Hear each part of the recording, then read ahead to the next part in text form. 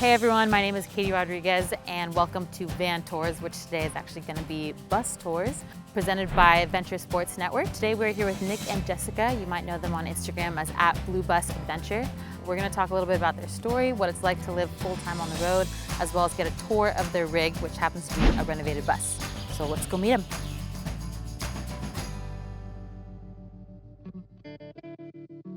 My name is Nick. I'm originally from the Bay Area. I've been living in Lake Tahoe for the last 6 years, and I'm the media director for the largest military content network on the web. I'm Jessica. I am also from the Bay Area and lived in Lake Tahoe for the last 5 years. And that was our prior home base until we moved into our bus. A friend of ours was on Craigslist and pulled up a school bus and was like, "You guys should get a school bus. It's $1,500. At the time, we had no real interest in getting a school bus. I don't think it's something that a majority of people think or want to do.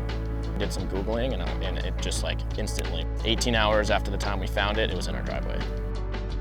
It was our first joint purchase together. It was a big deal because this is our commitment. Our friends are getting engaged, having babies, and us, we were like, let's split this $1,000 bus and we can do this together and build our own little home. An epic turning point for me. It solidified that we don't need like the conventional house. I don't need to have all that stuff. Was when we were stuck on the salt flats, leaving our stuff out there, leaving our bus, our whole life out there. When we were able to reconnect or get back to the bus the next day, it was like, this is it, this is our home. Like, I don't have another place to go to. This is where we need to be.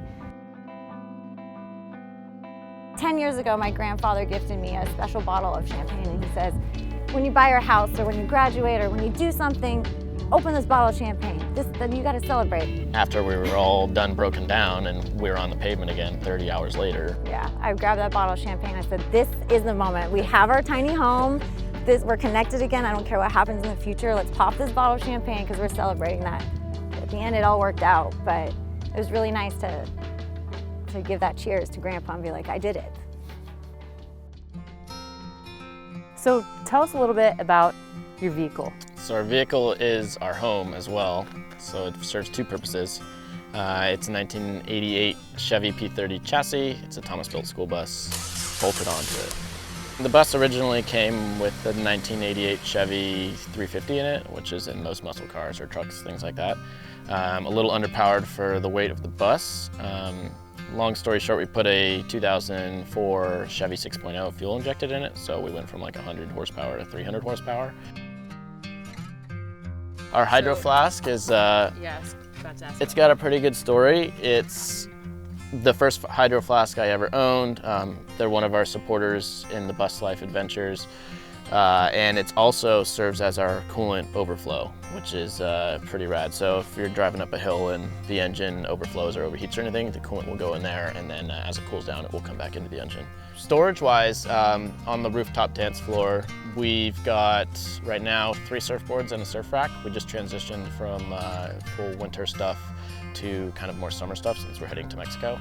And we also have 2 roof boxes, 2 Yakima roof boxes.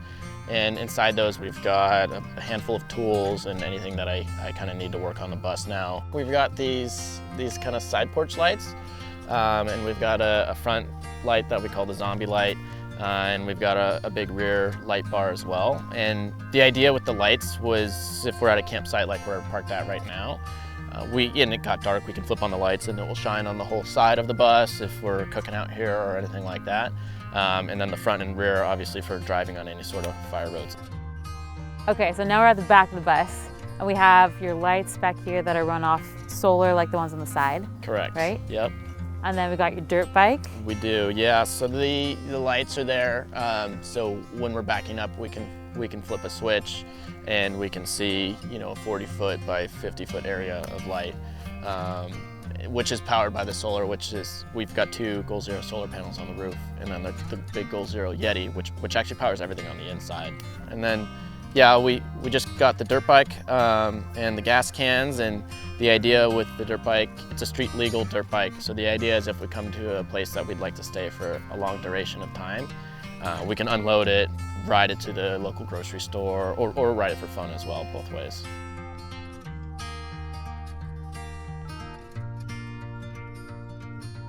This bus didn't really come with all these things. It came gutted for the most part. It had this particle wall that was here, partition wall that was like right between the driver's seat and the steps. And it had the original driver's seat here, but we put flooring in, which is bamboo, which is cool, another sustainable material. The couch we installed, that's a home reserve couch. And it's cool because they custom build the furniture to any size, so you can have a tiny space or a huge space to fill. And they also have storage underneath the couch. So we kind of had this nice blank space to work with, essentially, and we just had to like give it a nice facelift.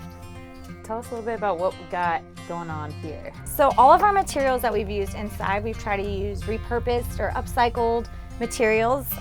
This is actually a pure wood that has been milled down by a friend. It was in San Francisco, the old ferry building pier, I believe. And so they created this lovely top for us, which is really fantastic because we're both from San Francisco, and so it's like having a piece of home with us. Well, this is our Camp Chef oven. We couldn't live without it pretty much. It's got 2 burners on top, which is fantastic for everyday cooking.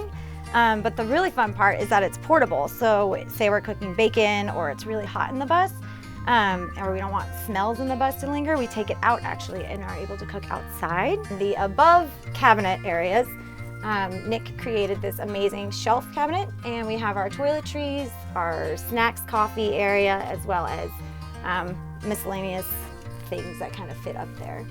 So this is our exciting bed area where all the magic happens.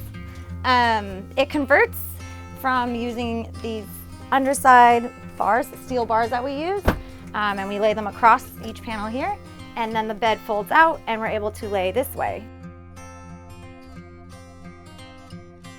Thank you guys so much for tuning in. Thank you, Nick and Jessica, for giving us a tour of your bus. It was epic.